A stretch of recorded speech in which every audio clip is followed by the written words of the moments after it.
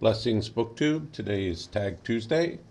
I'm doing tag. It's still spring, so I feel I'm still allowed to do the Spring into Adventure tag that I found on the wonderful channel of Raf Bluetax.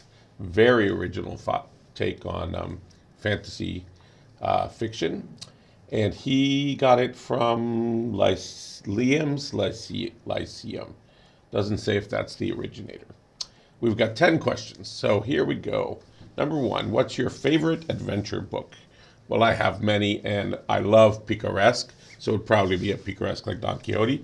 But since I always am picking those, I decided to pick a different one, and I didn't have to think hard because right now I'm doing a read along with a bunch of wonderful folk with the 1001 Nights, which includes the tales of, Sinbad and Alibaba, and there's ribald, sexy tales in the Burton version, and funny comedy tales.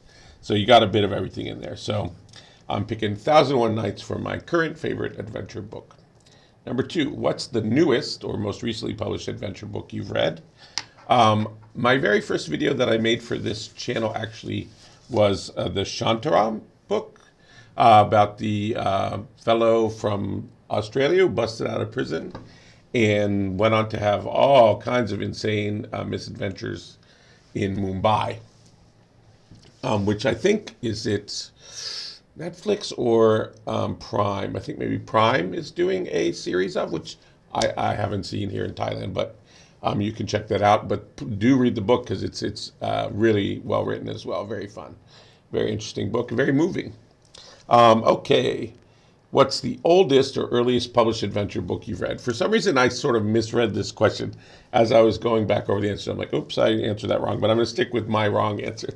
I mean, the oldest things are like Ramayana, probably if you want like the oldest in time, that I've read, or any of those ancient epics I've read. A lot of them I made a sort of a point of studying those at one point in my life. But I took it as like the oldest in my lifetime. So when I was youngest, I read the famous 5 books, and these are Enid Blyton. So I did really have a British upbringing, even when I was in the States. I'd come home from school, and Mom would have us have tea, and she was constantly sending us to England, and football was my sport, and the kit I had was I think it was not Liverpool. I think it was Man U. But anyway, and then we got the comics, Beano, all those great comics over there, Dandy, and the annuals. Anyway, I love the famous 5. There was the Secret 7 as well. Famous 5 were Cheeky Dick, Tomboy Georgina, George, the youngest Anne, the oldest is Julian, he's kind of the boss, and Timothy, that's their dog. And they get off into various misadventures and solve crimes and all that good stuff.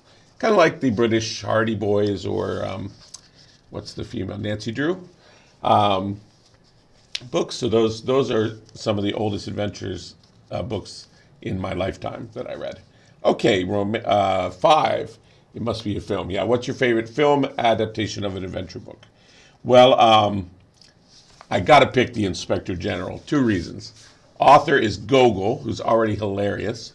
And then the interpretation, I don't know if you've seen it, it's a musical with Danny Kaye, who, if you saw The Court Jester, everything he's in, he's just amazing. And comical and amazing singer. Anyway, so Danny Kaye is in the musical adaptation on film of Gogol's Inspector General, which is sort of a satire on bureaucracy and all that good stuff. So check that out. It's a little old, but you can deal with a little old now and again. Yeah, but you won't be sad. It'll be fun. You'll enjoy it. For my first answer, I put Romancing the Stone, but then I forgot to research if there was a book at the base of that. But Romancing the Stone is one of those old-fashioned, fun adventure films that you just don't get too much of anymore. I guess The Mummy was the last, not the more recent one, but the Brandon, whatever, Fraser one was the last sort of adventure movie attempts that I saw. But back in the day, in the 80s, we had like movies like Romancing the Stone. He's an obnoxious pilot. And I think that's what made me think of it. She's a romance writer. So it's very much about writing. And so she like pictures everything, amazing in her mind. And then, I don't know if they crashed a plane or something, but everything goes wrong and it's horrible. And she's very, she's a city person. They do the wrong shoes, not used to trekking in the forest. She's a little whiny. I hope that's a non-gendered word to say. But of course they get together.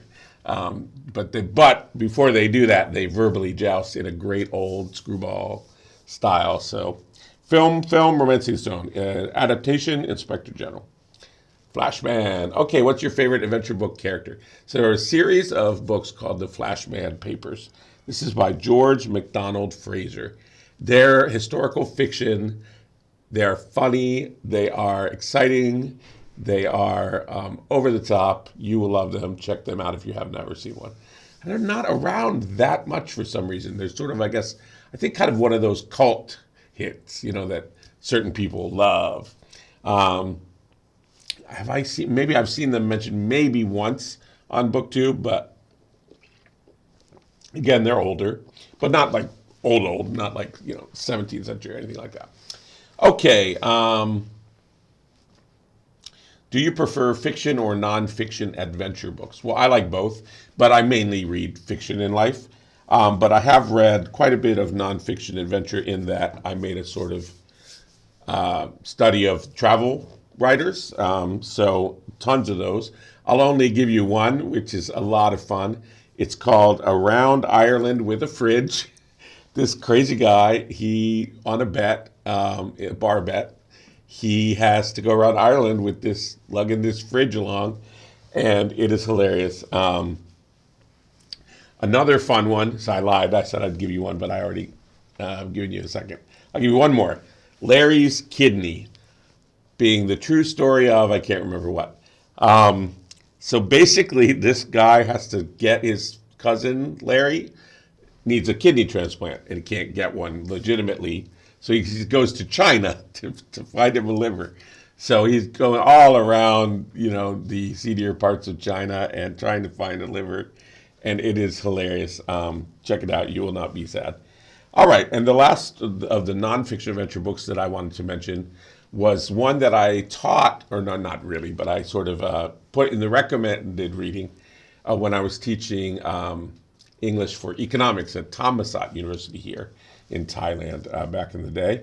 And I tried to expose them to different things like Freakonomics is another great one. Anyway, this one's called Confessions of an Economic Hitman. It's called semi-autobiographical. If you believe this person's stories, pretty hairy, pretty insane.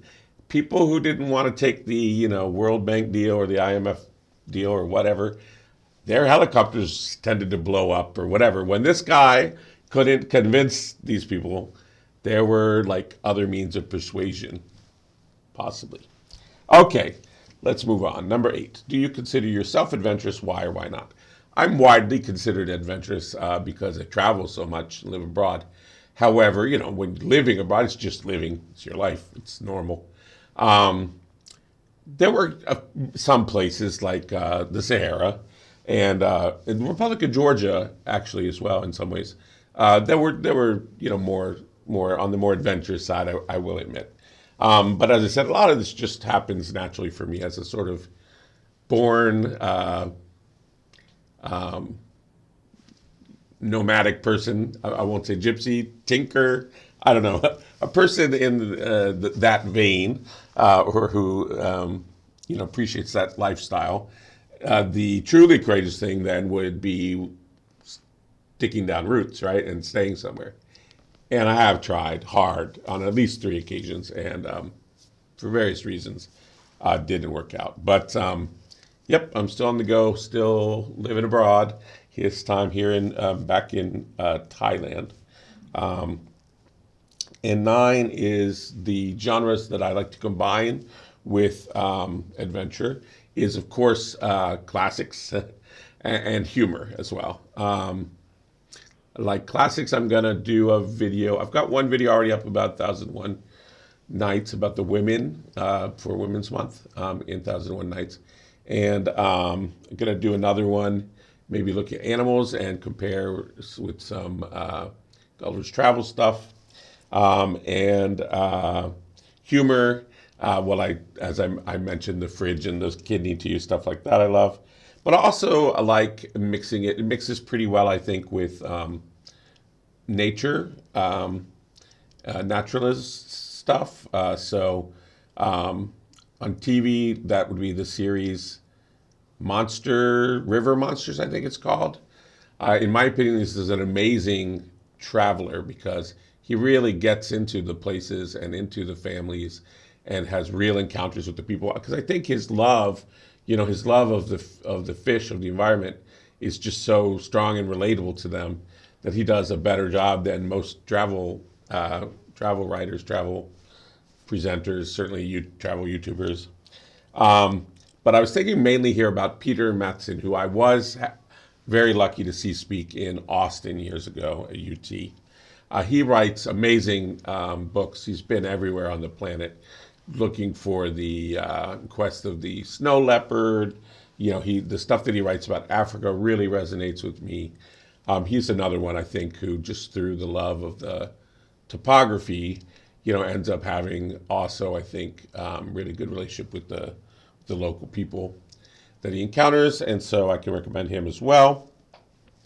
10 says, do you play or have you ever played adventure-themed games? Video games, board games, tabletop, RPGs. I've played, when Dungeons and Dragons was starting out, I was starting out in Dungeons and Dragons, the very first version, and loved it and got away from it for years. But I never could quite get into the video games. We never owned a system or anything like that growing up. What happened is that during COVID, I decided I would go ahead, I didn't have much socialization. I decided I would go ahead and try to do, I heard that you could do D&D, role-playing games, through the computer. And I tried it and tried pretty hard for several months, a bunch of different groups. It just didn't work out. I mean, people never show up and, different people show up. And anyway, I mean, that happens in real life too, but it's certainly exacerbated by the computer. And so, but I think that was my gateway in. So one time, finally, I said, you know what, fine. I'll go ahead and do one of these, online fantasy games where you're just, playing by yourself. Moves or whatever they're called. And funnily enough, I didn't start with the World of Warcraft, which had been around forever, and I'd always intended to try it someday. But it was just something that happened to be in my Facebook or something, and it was free.